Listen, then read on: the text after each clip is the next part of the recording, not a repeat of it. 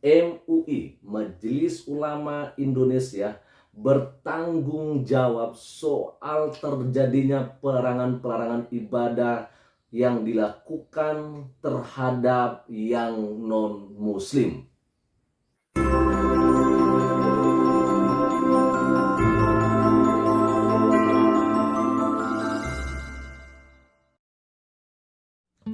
Puji Tuhan, Shalom. Selamat sore teman-teman, Bapak Ibu, Saudara-saudari dimanapun Anda berada. Pada kesempatan sore menjelang malam hari ini kembali berjumpa dengan saya di channel Perianto Zamasi. Dan pada video kali ini saya akan share kepada kita bagaimana ketika MUI, Majelis Ulama Indonesia, disinggung soal banyaknya terjadi yang namanya pelarangan ibadah di berbagai daerah yang ini seringkali dialami oleh saudara-saudara kita umat Kristiani, teman-teman ya. Dan akhirnya dikatakan di sini bahwa MUI bisa saja menjadi sebuah solusi terbaik ya untuk bisa menghentikan yang namanya oknum-oknum yang melakukan pelarangan ibadah di berbagai daerah tersebut. Dan bagaimana selengkapnya teman-teman? Ikuti video ini dari awal sampai selesainya. Dan langsung saja kita akan melihat bagaimana pendapat yang disampaikan oleh Bang Ade Armando lewat videonya yang satu ini. Ini dia. Pelarangan rumah ibadah terus berlangsung. Kasus terbaru yang kita dengar adalah pembubaran kebaktian umat Kristen pada hari Minggu di Bandar Lampung. Ya. Tapi di beberapa tempat lain itu terjadi tanpa diberitakan media. Alasan yang biasa digunakan adalah karena gedung yang digunakan sebagai tempat ibadah tidak memiliki izin. Padahal umat Kristen sudah bertahun-tahun mengurus perizinan, tapi selalu saja ada alasan untuk menolaknya. Di Bandar Lampung, pembubaran dilakukan dengan sangat kasar. Jemaat gereja bahkan tak diizinkan menyelesaikan doa sampai selesai. Ya. Mereka diusir begitu saja dengan ancaman kalau tidak bubar, gedung ibadah akan diobrak-abrik. Dan ini bukan kali pertama kita mendengar umat Kristen dipersekusi. Dan ini akan terus terjadi kalau dibiarkan. Menurut saya pihak yang harus berbicara secara tegas adalah para ulama. Dan wadah para ulama di Indonesia adalah Majelis Ulama Indonesia. Karena itu marilah kita berharap MUI mau berbicara. MUI selama ini dilihat dengan rasa hormat oleh sebagian besar umat Islam Indonesia. Apa yang dikatakan MUI berdampak bagi pengetahuan, sikap, nilai, dan perilaku umat Islam. MUI sebenarnya bukanlah sebuah organisasi yang berada di bawah Kementerian Agama misalnya. MUI bukan lembaga pemerintah. MUI adalah semacam NGO, Non-Governmental Organization atau LSM. Tapi otoritas MUI berada jauh di atas ormas-ormas lainnya, semisal NU dan Muhammadiyah. NU besar tentu saja, tapi pendapat NU tetaplah hanya satu dari sekian banyak ormas lainnya. Sementara MUI dipandang sebagai kumpulan ulama lintas organisasi, lintas aliran yang pendapat-pendapatnya diikuti oleh mayoritas umat Islam di Indonesia. Fatwa MUI tentang haram dan halal misalnya dipatuhi oleh mayoritas umat Islam. Otoritas MUI bahkan diakui dalam pemberian sertifikasi halal. Saat ini yang mengeluarkan sertifikat halal memang badan di bawah Kementerian Agama. Betul. Tapi tetap saja, sertifikat halal baru bisa dikeluarkan bila ada rekomendasi MUI. Tanpa rekomendasi MUI, tak akan bisa sertifikat itu diperoleh produk-produk yang mau dipasarkan secara terbuka. Jadi sedemikian berpengaruhnya MUI sebenarnya. Karena itu tidak berlebihan rasanya kalau kita sekarang berharap MUI bersuara dalam kasus penutupan rumah ibadah terutama gereja. Ya. Bila MUI meminta umat Islam menghargai hak umat Kristen untuk memiliki gereja, saya yakin permintaan itu akan diikuti oleh kelompok-kelompok anti gereja. Kaum penolak gereja ini melakukan aksinya dengan bersemangat karena menyangka bahwa Tuhan memang mengajarkan umatnya untuk melarang gereja. Mungkin selama ini mereka terus dicekoki dengan ajaran bahwa umat Kristen adalah kaum kafir yang harus dimusuhi. Mungkin mereka belajar dari para ustadz atau kiai atau ulama mereka bahwa kewajiban umat Islam adalah menegakkan jalan Islam dan menghancurkan jalan kesesatan, dan Kristen adalah jalan kesesatan.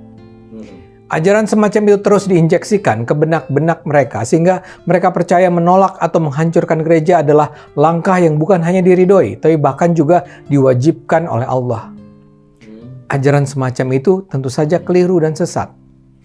Namun yang mempercayainya tidaklah sedikit. Pelarangan dan penghancuran gereja adalah sebuah contoh yang nyata. Dan ini bukan hanya terlihat di kalangan umat Islam Indonesia. Di banyak belahan dunia Islam lainnya, bentuk-bentuk ekstrimnya terjadi. Kita lihat saja ISIS atau kelompok Boko Haram di Nigeria. Mereka menghabisi, membunuh, merampok, memperkosa siapapun yang mereka anggap kafir. Tentu saja termasuk umat Kristen, karena mereka percaya dengan ayat-ayat Al-Quran yang menurut mereka memerintahkan umat Islam untuk memerangi kaum kafir. Oke, teman-temannya. Jadi saya boleh katakan ya setuju dengan apa yang disampaikan oleh Bang Ade Armando ya, bahwa boleh saja solusi terbaik untuk bisa paling tidak ya dicegahnya terjadi yang namanya pelarangan ibadah yang biasanya ini sih biasanya oknum dari saudara kita Muslim yang melakukannya itu ya kan, sehingga lewat MUI ini bisa diminimalisir begitu teman-temannya. Karena kenapa? Karena kita tahu bahwa MUI ini adalah sebuah lembaga yang cukup banyak orang ya, saudara-saudara kita Muslim yang memang senang ya dan merasa bahwa MUI ini adalah sebuah lembaga yang harus diikuti ya, seperti tadi penjelasan dari Bang Ade Armando, termasuk soal sertifikat haram dan halalnya ya kan, yang memang pada awalnya itu adalah yang mengeluarkannya dari MUI, sekarang sudah tidak lagi seperti begitu. Nah, artinya kita melihat dari sini bahwasanya dengan adanya MUI ini memberikan suatu fatwa atau anjuran ya untuk tidak lagi melakukan pelarangan ibadah terhadap orang yang non muslim. Saya percaya pelarangan ibadah yang terjadi selama ini bisa diminimalisir, bahkan mungkin bisa ditiadakan, artinya jangan sampai terjadi lagi begitu teman-temannya. Karena jujur ya, bahwa setiap agama tentunya mempunyai ajaran atau doktrin tertentu ya, dan selalu beranggapan bahwa di luar agamanya pasti itu kafir ya. Tapi kita sebagai orang Kristen tidak terlalu mempublikasikan atau meneriakan soal hal yang demikian. Yang penting ya udah ya, imanmu tetap jaga dengan kuat ya, dengan kokoh, karena dengan itu apapun agama-agama yang ada di sekitar Anda itu tidak akan mempengaruhi Anda. Itu aja, simple begitu. Oke teman-teman, kita akan lanjut lagi ya mendengarkan apa disampaikan oleh Bang Ade Armando di sini. Ayat-ayat memerangi kaum kafir itu memang ada dalam Al-Quran. Tapi makna kafir di sana tidak pernah berarti semua orang non-Muslim. Karena itu sungguh mengherankan bahwa MUI merasa tidak perlu bersikap soal pelarangan gereja ini. MUI seperti memilih lepas tangan dan menganggap ini bukan persoalan yang perlu disikapi. Pendiaman ini menyebabkan serangan terhadap umat Kristen terus berlangsung. Dengan membiarkan kejahatan-kejahatan semacam ini terus berlangsung, MUI mengkhianati peran keulamaannya. Sebagai kumpulan ulama, MUI seharusnya mencerahkan umat. Sungguh mengherankan mengapa MUI merasa hanya perlu bicara ketika ada perdebatan tentang halal haramnya sebuah produk makanan misalnya. Pelarangan umat Kristen beribadah adalah persoalan serius bagi bangsa ini. Kalau kita pelajari kisah-kisah Nabi Muhammad sendiri, kita akan menemukan contoh-contoh bagaimana Nabi Muhammad menghormati umat Kristen. Sejumlah ulama bahkan menyebut istri Nabi Muhammad, Khadijah, beragama Kristen. Dalam setiap penaklukan di masa itu, Nabi Muhammad selalu mewanti-wanti agar pasukannya tidak menyentuh, mengganggu, atau merusak gereja. Salah satu tokoh sejarah yang menyelamatkan umat Islam saat mengalami persekusi di Mekah adalah raja beragama Kristen. Jadi sejarah Islam penuh dengan kisah-kisah yang menggambarkan persaudaraan umat Islam dan Kristen. Belum lagi kalau kita membaca Al-Quran, di dalam kitab suci umat Islam itu ada ayat-ayat yang menunjukkan penghargaan tinggi terhadap umat Kristen. Dan juga ada ajaran Islam yang mengatakan Islam diturunkan untuk membawa rahmat bagi sekalian alam. Bukan hanya pada kaum yang beragama Islam, tapi bagi seluruh alam. Kalau begitu, kenapa kaum penentang gereja itu tidak memahami itu? Jawabannya ya tadi, karena guru-guru mereka mengajarkan hal sebaliknya. Akibatnya Islam nampak sebagai sebuah agama yang penuh kebencian, permusuhan, dan sama sekali tidak bisa disebut sebagai agama damai. Siapakah yang bisa mengubah cara berpikir ini? Tentu ada banyak pihak yang bisa disebut.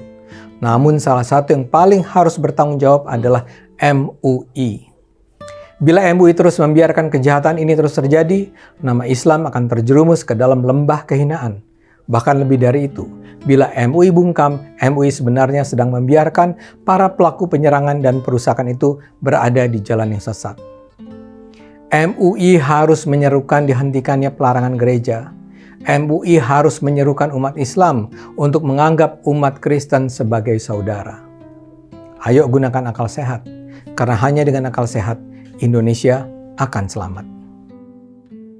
Oke, luar biasa sekali teman-temannya. MUI, Majelis Ulama Indonesia, bertanggung jawab soal terjadinya pelarangan-pelarangan ibadah yang dilakukan terhadap yang non-muslim. Sekali lagi, MUI bertanggung jawab untuk itu, ya. Kenapa teman-teman? Seperti yang tadi disampaikan oleh Bang Ade Armando, tentunya ya kan, bahwa MUI ini cukup ya dipercaya oleh saudara-saudara kita muslim, ya kan, sebagai sebuah lembaga yang mengarahkan, yang memimpin mereka ya ke dalam ajaran-ajaran atau doktrin-doktrin yang mereka yakini, begitu teman-teman ya. Tapi melihat bagaimana sejarah yang terjadi seperti tadi yang dijelaskan oleh Bang Ade Armando, bahwa tetap saja agama Islam yang awalnya itu ya adalah agama yang menurut saudara-saudara kita muslim ya, agama yang membawa damai, maka itu harus ditunjukkan ya bagaimana damai yang dimaksud ya, seperti yang kita kenal selama ini ya, bahwa agama Islam adalah agama yang rahmatan lil alamin, artinya agama yang membawa damai. Damaikah ketika kita harus melarang orang yang berbeda agama dengan kita? Saya pikir itu bukan damai, tetapi itu adalah sebuah hal yang tidak baik ya, sebuah hal yang membuat orang tidak nyaman, tidak aman di dalam menjalankan ibadahnya.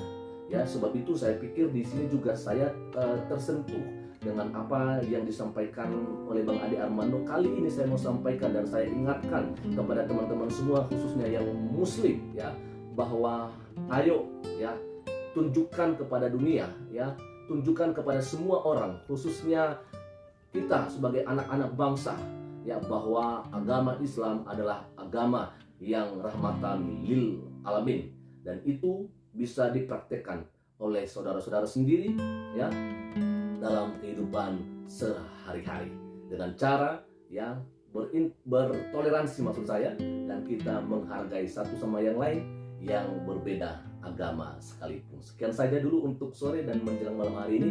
Tuhan Yesus memberkati kita semua. Shalom.